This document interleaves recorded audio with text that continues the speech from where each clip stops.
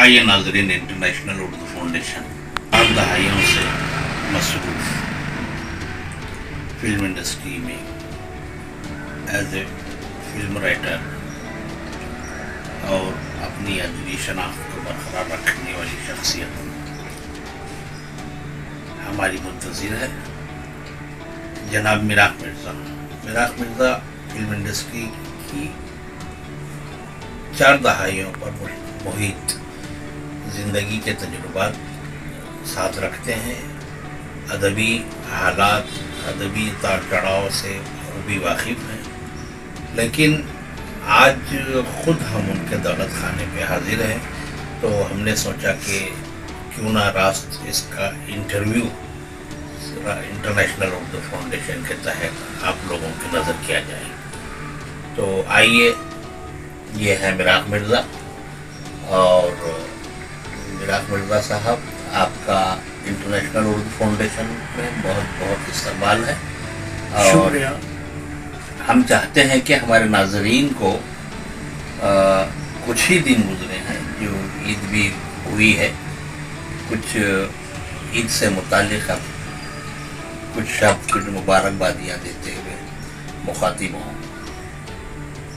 Programme देखने वाले सभी हजरात को बिलेटेड हैप्पी ईद की बहुत बहुत मुबारकबाद, और कमर हनीफ साहब को भी, और हमारे रूबरू मीर साहब हसन भी हैं, उन्हें भी ईद की पुरखुलूस मुबारकबाद। ईद का रमज़ान का मुबारक महीना गुज़र गया, लेकिन उसके असरात अब भी हमारे मिजाज में मौजूद हैं, क्योंकि एक महीने की जो रूहानियत होती है, रूहानियत भरी ज़िंदगी, वो अपना असर रखती है। और फिर दुनिया तो दुनिया है, और दुनिया में जो आया है उसे एक दिन चले जाना है, तो रूहानी दौलत वो कितनी लेकर जाता है, वो उसकी जो है उपलब्धि होती है, अचीवमेंट होता है ज़िंदगी में जो हासिल करते हैं। मीर साहब और कमर हनीफ साहब हमारे गरीब खाने पर आए, तो बहुत बहुत शुक्रिया इनका भी, और इनकी मोहब्बत है, और हमारे दरमियान ये मोहब्बत कायम रहे, ये बड़ी बात है। बहुत से हमारे अदबी दोस्त पाकिस्तान में थे, जिनमें से कुछ नहीं हैं, लेकिन वो आज भी हमारे दिलो दिमाग में ज़िंदा हैं। मेरी नज़र में दुनिया का अजीम तरीन रिश्ता इस ज़मीन पर सामाजिक एतबार से जो कायम होता है, वो कलमकारों के बीच होता है।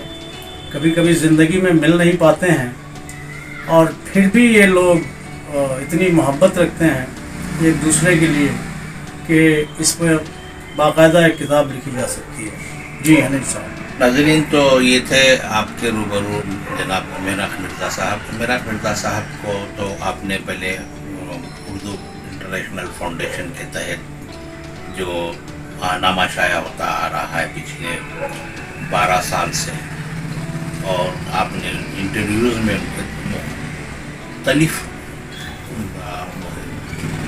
तरजीहात पर जो है ना आपने उनकी मर्ज़ी जानी है, और आप उनके बारे में जानकारी भी दी है।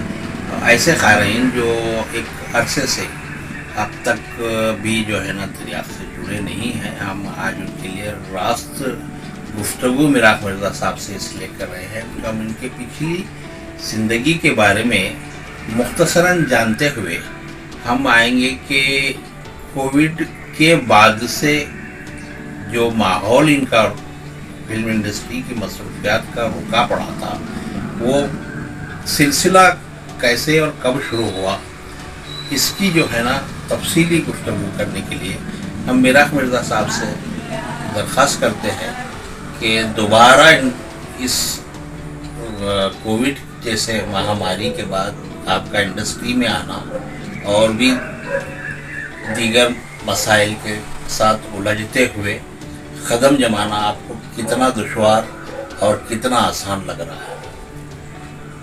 कोविड का तो मामला ऐसा था कि पूरी दुनिया में इसके असरात देखे गए, हज़ारों लाखों की तादाद में जाने गई, तो फिल्म इंडस्ट्री भी इससे बची हुई नहीं थी। और फिल्मों का चकाचौंध ऐसा है कि आम परसेप्शन ये होता है कि फिल्म के लोग बहुत अमीर होते हैं।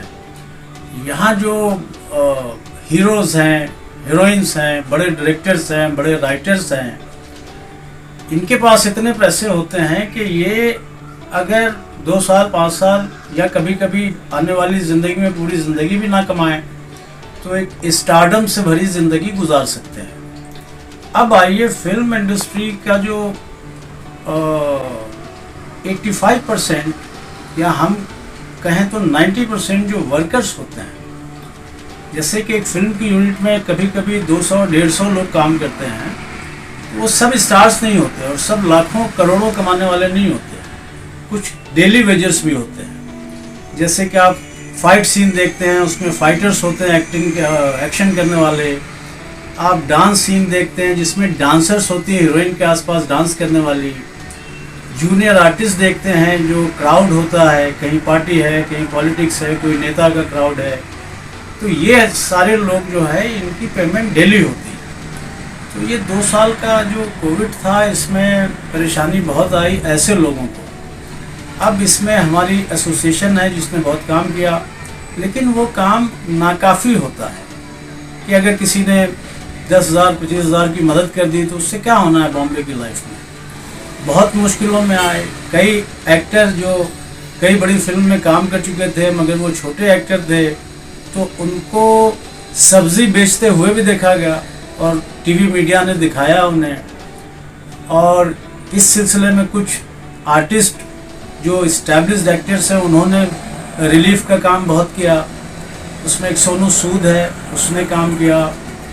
और सलमान खान की जो बीइंग ह्यूमन उनका इदारा है, उसके ज़रिए भी वो जो डेली वेजर्स हैं या जो छोटे मोटे कॉन्ट्रैक्ट पर काम करने वाले हैं, आर्ट डायरेक्टर्स के जो वर्कर्स होते हैं, उनके यहाँ उन्होंने बैंक में उनके ट्रांसफ़र करवाए पैसे, जो भी हो सका।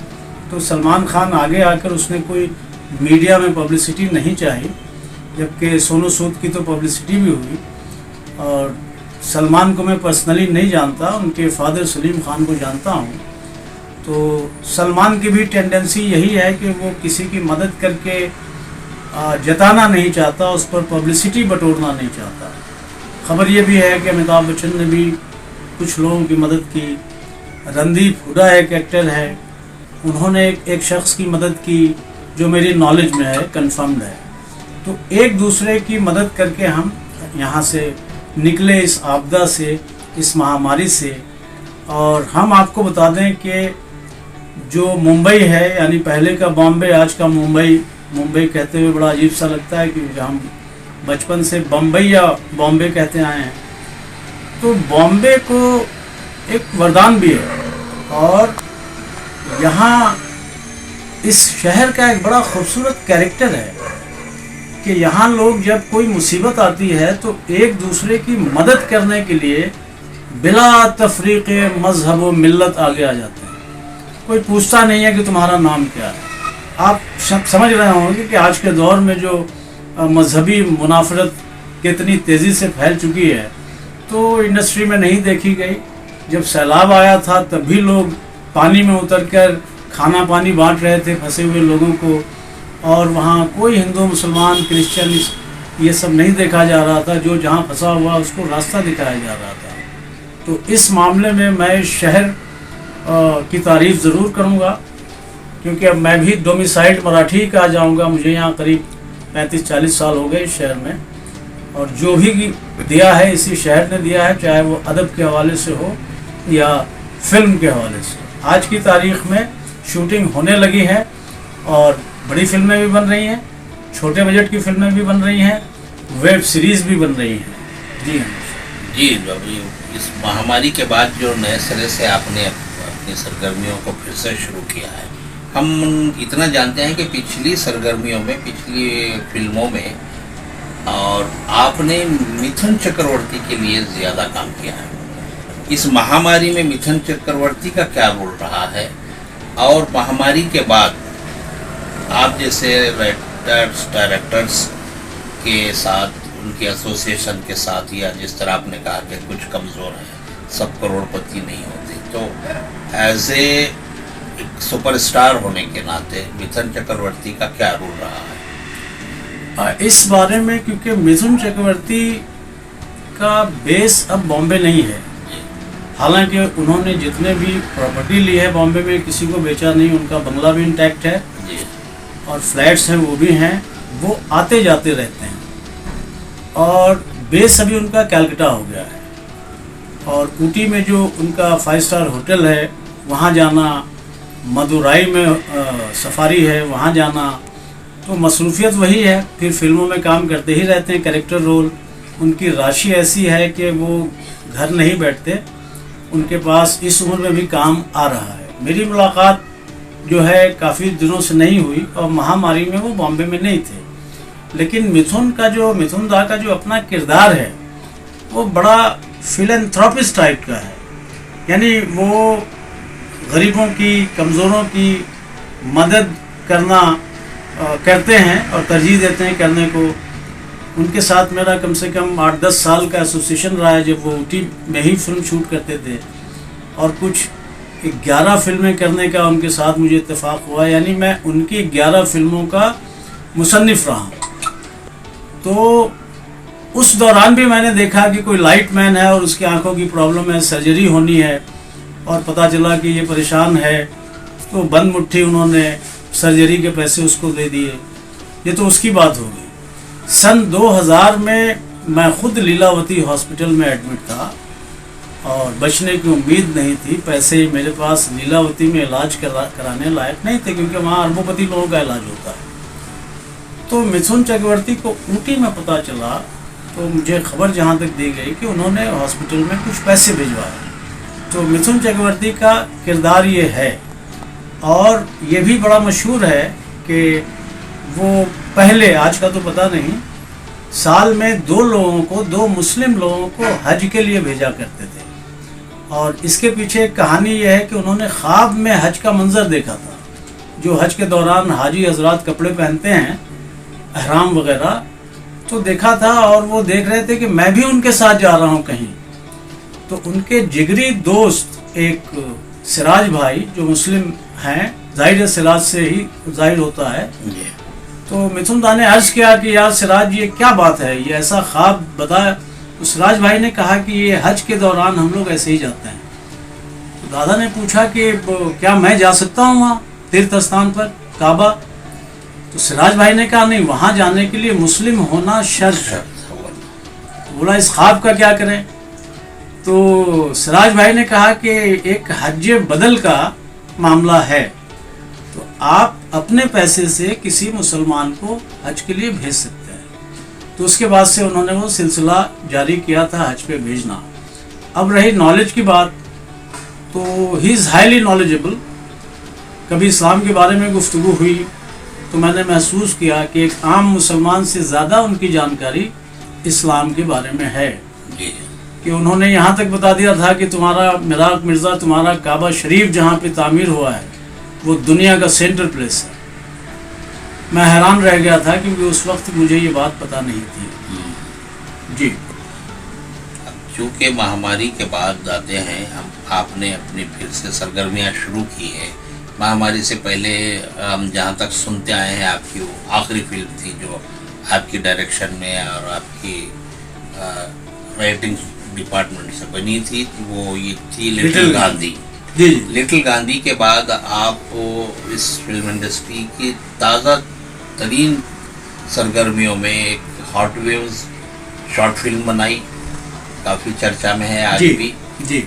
और इन दिनों 2022 में जो क्राइम एंड पनिशमेंट के टाइटल से जो फिल्म बनने जा रही है, ये फिल्म बनाने का ख्याल कब और क्यों आया? ये आपने अच्छी बात कही, हीट वेव्स का भी जिक्र कर दिया। महामारी के दिनों में मैं खुद परेशान रहा, माली एतबार से नहीं, लेकिन मसरूफ़ रहने वाला आदमी अगर घर में बैठ जाए, लेकिन मुझे अदब काम आया क्योंकि पढ़ने और लिखने का वक्त जो है बहुत ज़्यादा मिल गया, तो उसमें मेरा वक्त गुजर गया। उसी दौरान हीट वेव्स यानी गर्म हवा जिसे कह लें हम, और देश का जो माहौल चल रहा था, जो सियासत में नफ़रत की आमद हुई, इंसान इंसान का दुश्मन हुआ, और उन्हीं हालात पे शॉर्ट फिल्म हीट वेव्स का आइडिया हुआ, और उस आइडिया पे हमने आज के जो थिएटर वगैरह के एक्टर्स हैं उनको लेकर, जैसे कि दशरथ कजरावत हैं, आबिद नकवी हैं, हनीफ कमर हैं, और भी हैं, वसीम खान हैं, और इन लोगों, सरोश मिर्ज़ा हैं, इनको लेकर हमने ये फिल्म बनाई और ये बड़ी अप्रिशिएट हुई। और चूँकि इसकी तकमील होते होते दूसरा दौर भी कोरोना का शुरू हो गया, इसलिए फिल्म इंटरनेशनल फेस्टिवल्स में नहीं भेजी जा पाई, अब जाएगी, लेकिन ये यूट्यूब पर अवेलेबल है। और उसके बाद जो है, चूँकि मैं बुनियादी तौर पर राइटर भी हूँ, तो कई फिल्में बाहर के डायरेक्टर्स के लिए लिख रहा हूँ, जिसमें एक माचिस है। अब आप चौंकेंगे हमारे देखने वाले कि माचिस तो गुलजार साहब ने बनाई थी, तो हाँ, गुलजार साहब ने वो टाइटल छोड़ दिया है और अभी हमारे डायरेक्टर जयप्रकाश जी बनाने जा रहे हैं।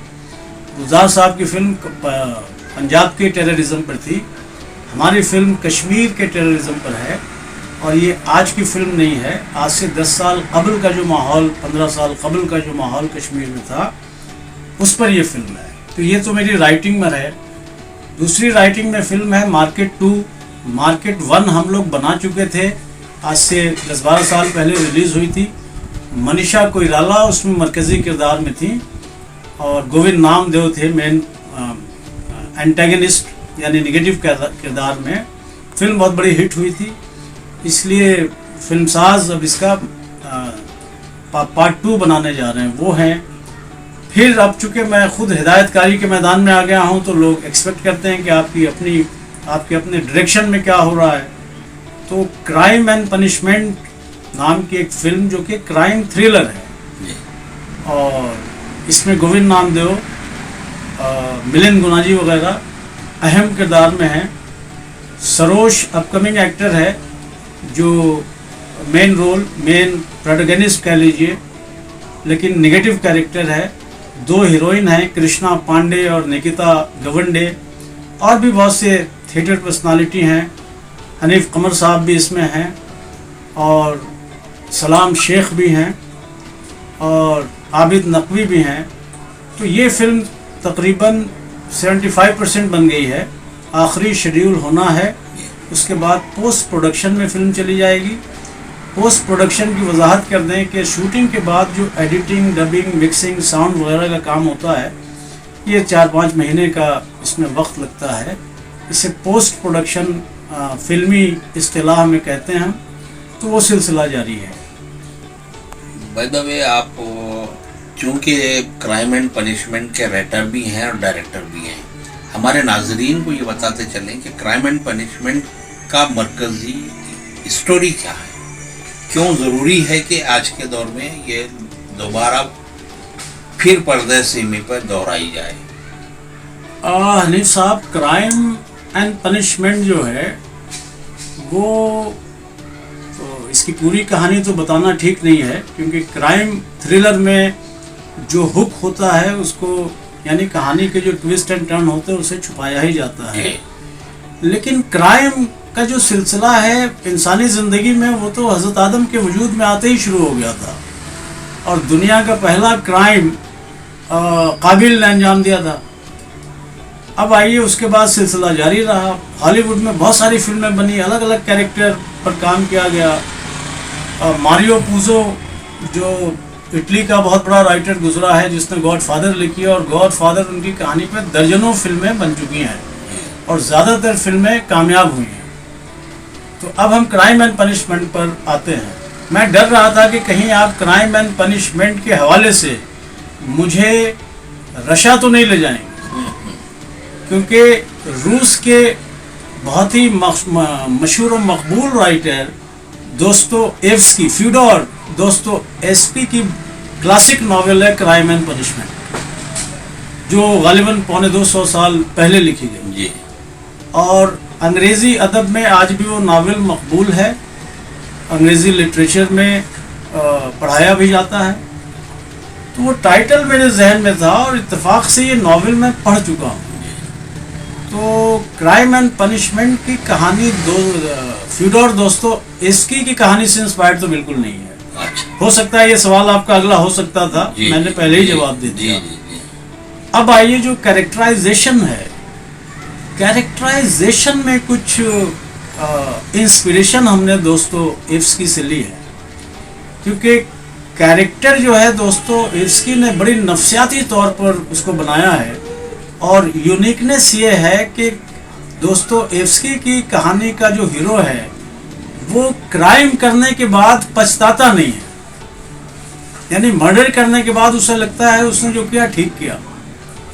और उसने अपनी लाइफ में एक मर्डर किया था, एक पॉन ब्रोकर का, जिसे हम उर्दू में कहते हैं गिरवी रखने वाले लोग सूद पर। और उसे लगा कि ये बहुत से कमज़ोर लोगों का, मजबूर लोगों की चीज़ें रखता है और पैसे कमाता है, अगर इसको हम मार दें तो बहुत से लोगों का प्रॉब्लम सॉल्व हो जाएगा। लेकिन है कि इंसान के अंदर कहीं ना कहीं एक गॉड एलिमेंट होता है जिसको हम ज़मीर कहते हैं। तो 10 साल 15 साल क्राइम में गुजारने के बाद उसे एहसास होता है कि मैं जिस रास्ते पर था वो रास्ता सही तो नहीं था। हमारा कैरेक्टर थोड़ा सा इंस्पायर्ड है, लेकिन कहानी ये नहीं है। हालात उसकी ज़िंदगी में भी ऐसे आते हैं जहां उसको एक रात में 4 हत्याएं करनी पड़ती हैं, और उसके बाद फिर 2 हत्याएं वो और करता है जो कॉन्ट्रैक्ट लेकर करता है। तो कहानी में उतार चढ़ाव बहुत है, ट्विस्ट एंड टर्न बहुत है। तो मुझे लगता है कि दर्शक इस थ्रिलर को पसंद करें। इस फिल्म की में एक बात सोशल मीडिया पर ज़्यादातर गूंज रही है, घूम रही है कि डायरेक्टर राइटर मिराज मिर्ज़ा ने क्राइम एंड पनिशमेंट में अपने लड़के सरोज मिर्ज़ा को प्रमोट करने के लिए ये फिल्म का बेड़ा उठाया है। क्या ये सच है? यहाँ वाज़ेह कर दें कि ये मैं राइटर हूँ और मेरे पास जो सरमाया है इतना बड़ा नहीं है कि मैं फिल्म मेकर बन जाऊँ बेटे के लिए। और रही बेटे को प्रमोट करने की बात, तो ये सिलसिला राजेंद्र कुमार के ज़माने से शुरू हुआ, जो कुमार गौरव को इस्टेब्लिश करने के लिए उन्होंने फिल्म बनाई और पहली फिल्म बहुत बड़ी हिट हुई थी, लव स्टोरी। उसके बाद धर्म जी, जिनके साथ मैंने 3 फिल्में की हैं, जनाब धर्मेंद्र, उन्होंने अपने बेटे को लॉन्च करने के लिए पैसे लगाए, कामयाब हुए, फिल्म चली। अब आइए ये सिलसिला शुरू हो गया।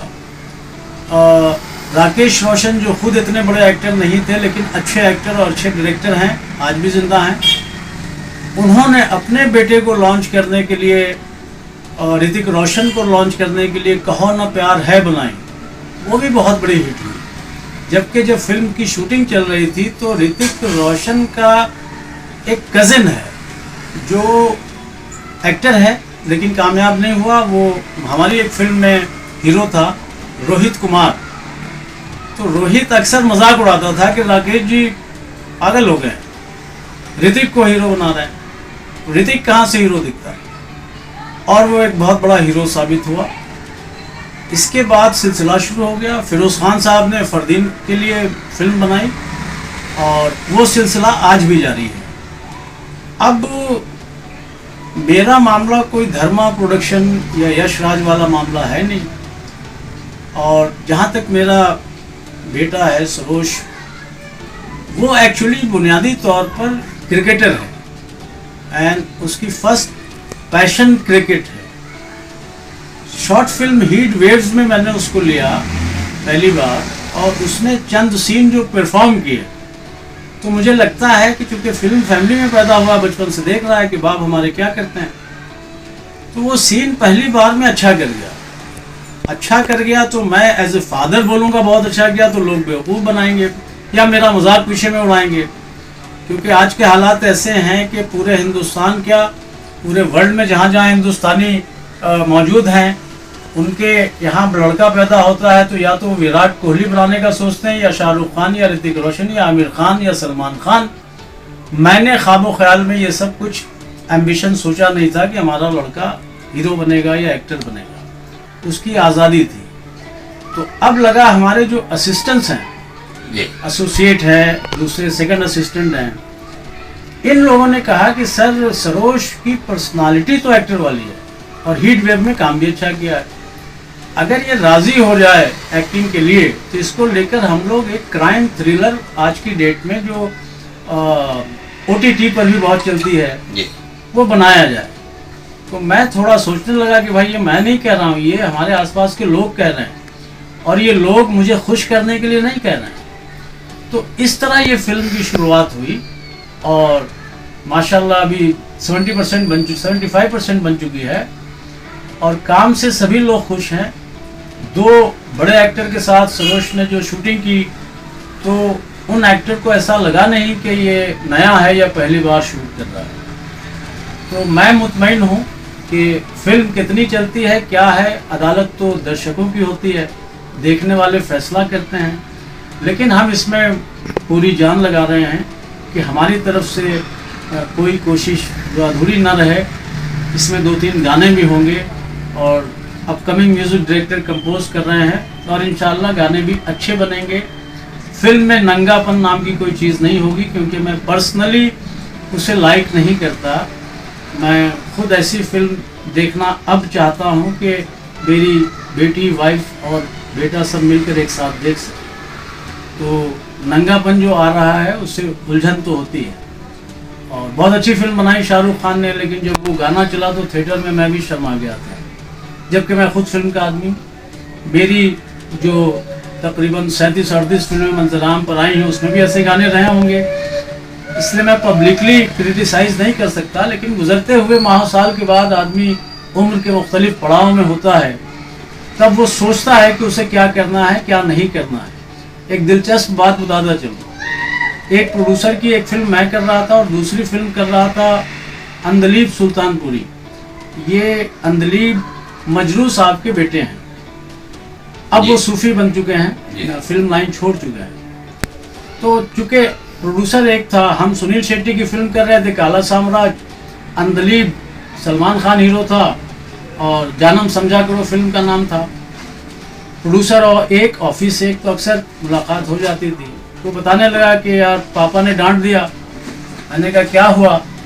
प्रोड्यूसर को एक आइटम सॉन्ग चाहिए, तो सारे गाने मजनू साहब ही लिख रहे हैं। तो मैंने रात को डरते डरते कहा कि पापा प्रोड्यूसर की डिमांड है कि आइटम सॉन्ग डालें। तो पापा ने कहा लाहौल बिला कुव्वत, इस उम्र में तुम मुझसे आइटम सॉन्ग लिखवाओगे? तो उन्होंने मना कर दिया। अब बाद में गालिबन लिखा इसलिए कि उनके बेटे को ब्रेक मिला था फिल्म, तो प्रोड्यूसर की भी बात। और चूंकि फिल्म एक बिजनेस है तो वहाँ देखा जाता है कि अगर 10 करोड़ लग रहे हैं तो उनके वापसी की भी गुंजाइश होनी चाहिए। तो शायद मजरू साहब मान गए थे। तो मेरा कहना है कि मजरू साहब की भी जो थॉट प्रोसेस में तब्दीली आई थी वो उम्र का एक पड़ाव था, जहाँ आकर ये होता है कि नहीं, हम समाज का भी हिस्सा है, सिर्फ फिल्म का हिस्सा नहीं। हम समाज से लेकर स्टोरी फिल्म बनाते हैं। तो जिस इंटरनेशनल उर्दू फाउंडेशन की तरफ से एक आखिरी सवाल जो आया है हमारे पास इस चैनल के चीफ मीर साहब हसन की तरफ से, कुछ ही लम्हे पहले आपने कहा कि हर एक टॉप स्टार जो भी रहा है उसने अपने बेटे के लिए फिल्में बनाई हैं और वो मैं आज पहली बार नहीं कर रहा हूँ, मुझसे पहले भी बहुत सारे जी। लेकिन उनके जहन में एक बात ये आई है कि सबने अपने बच्चों के लिए ऐसी फिल्में बनाई जो रोमानियत से भरपूर थी, जो नगमा रेज थी, जिसमें मारधाड़ बहुत कम थी और समाज में मोहब्बत आम हो, इस तरह की कहानियों पर जो है ना फिल्में बनी थी और हिट भी हुई। कुछ ने नाम कमाए, कुछ ने फिल्म इंडस्ट्री को खैरबाद कहा। आप क्या समझते हैं कि फिल्म इंडस्ट्री में आप अपने बच्चे को इंट्रोड्यूस करने से पहले क्राइम एंड पनिशमेंट में एक नेगेटिव किरदार में इंडस्ट्री को एक अच्छा विलन दे रहे हैं या हीरो? बड़ा मीनिंगफुल सवाल है, बड़ा अच्छा सवाल है। हमारे चैनल के चीफ साहब हसन ने भेजा है।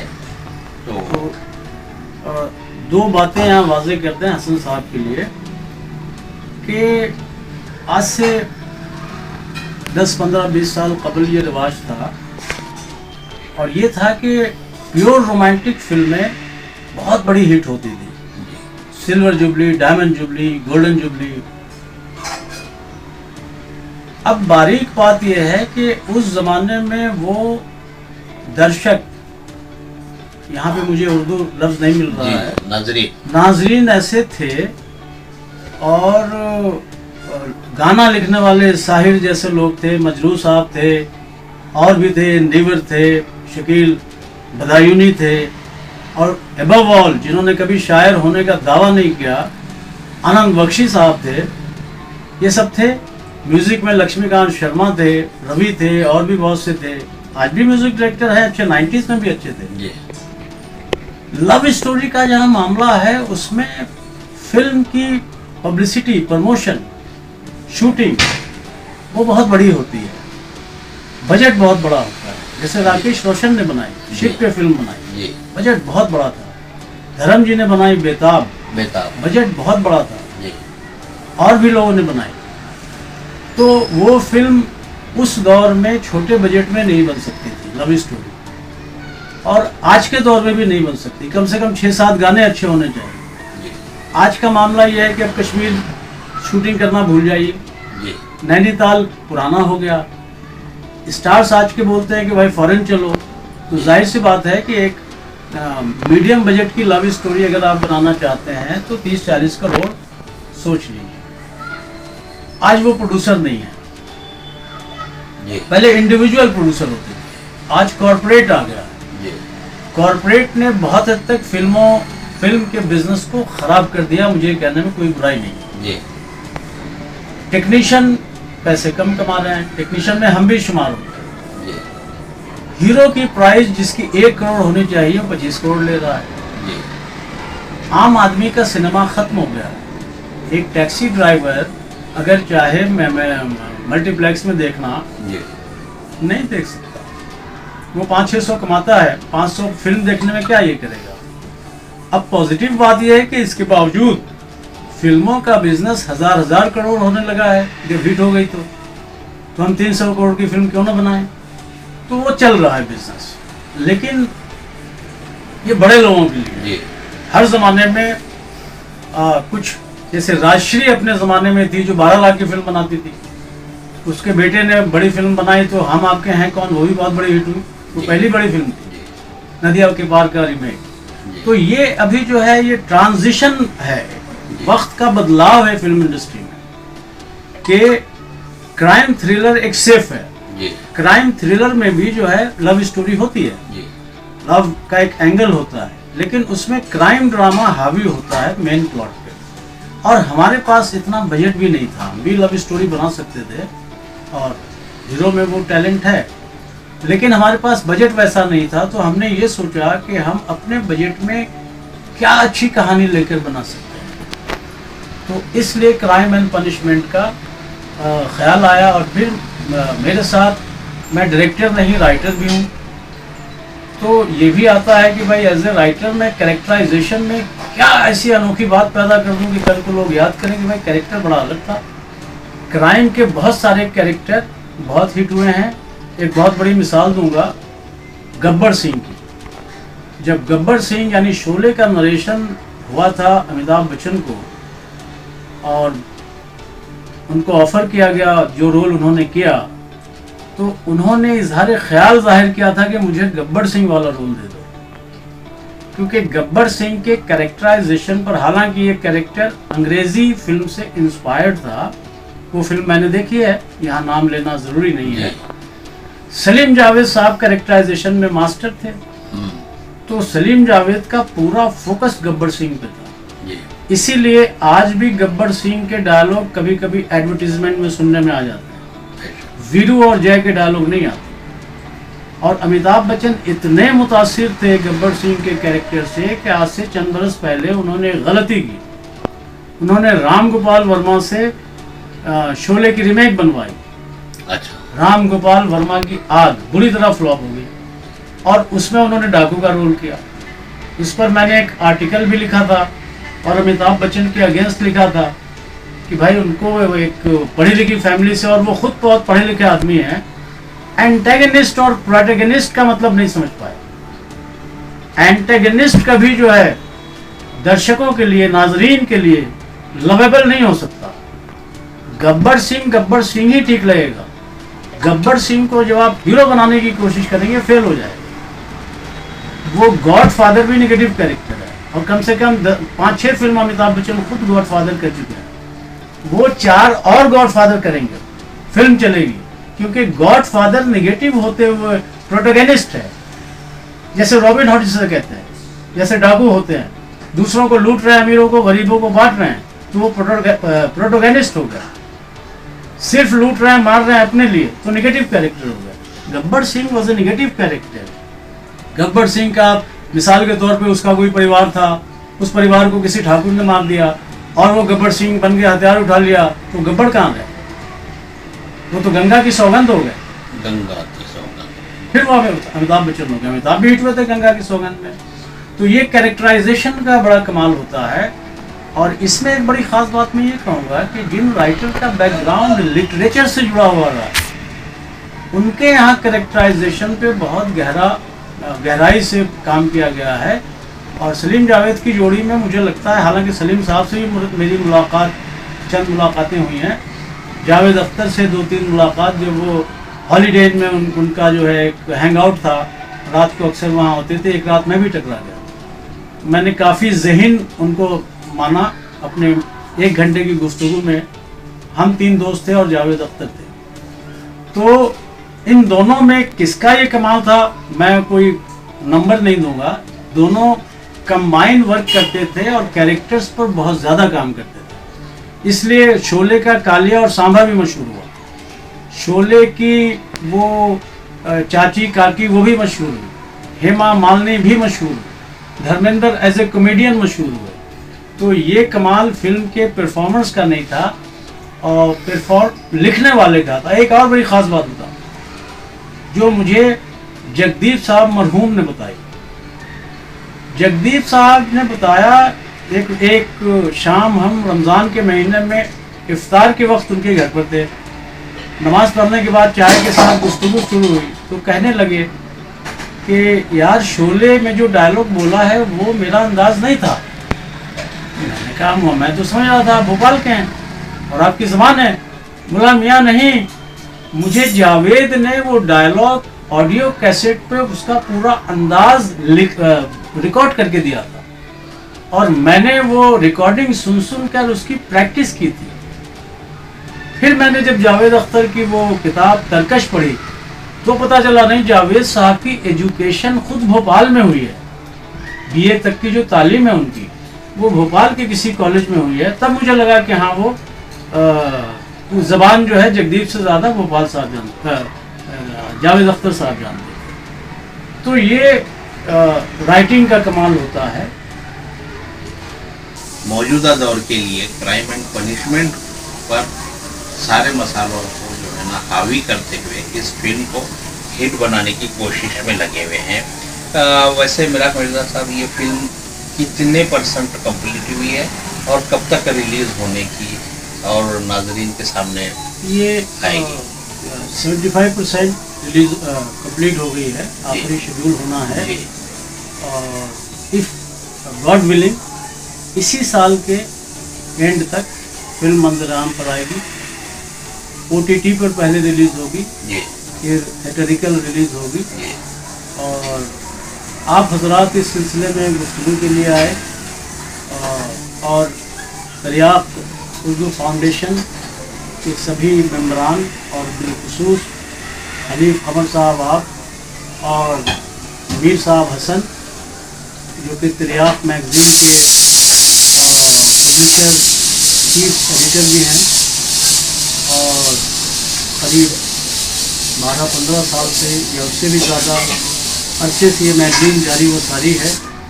और मुझे ये कहते हुए खुशी महसूस होती है कि इस इदारे से और मैगज़ीन से भी मैं जुड़ा हुआ हूँ, ताकि मैं अपने आप को समझ सकूँ या महसूस कर सकूँ कि फ़िल्मों के साथ साथ मेरी अदबी कारकर्दगी भी जारी है।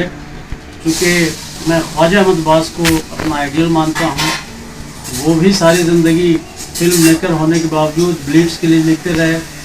मैं भी गाहे सोशल वर्क समझकर कुछ समाजी सियासी आर्टिकल्स लिखता रहता हूँ, जो कभी तिरयाक में, कभी मुंबई उर्दू न्यूज़ में और कभी राष्ट्रीय सहारा में उसे जगह दी जाती है।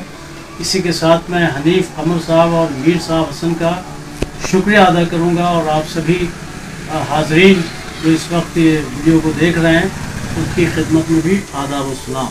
Thank you very much. अभी आप हनीफ कमर साहब जो इंटरनेशनल तरियाक चैनल और महानामा उर्दू तरियाक के सब एडिटर हैं, उनकी मुलाकात आप फिल्म इंडस्ट्री की मशहूर शख्सियत जनाब मिराक मिर्ज़ा साहब से दी गई मुलाकात सुन रहे थे। मिराक मिर्ज़ा साहब वो शख्सियत है जो 4 दहाई से फिल्म इंडस्ट्री के अपने कदम जमाए हुए हैं, फिल्म डायरेक्शन में, स्क्रीन राइटिंग में, डायलॉग में, और काफ़ी कहानियाँ उन्होंने लिखी है। करीब 35 से 40 कहानियाँ उन्होंने लिखी है। 10 से 12 फिल्में उन्होंने मिथुन चड्ढा के लिए लिखी है। 4 से 5 फिल्म धर्मेंद्र के लिए लिखी हुई है। आपकी 2 फिल्में और मंजर आम पर जल्द आने वाली है इस साल के आखिर तक, लिटिल गांधी और क्राइम इन पनिशमेंट।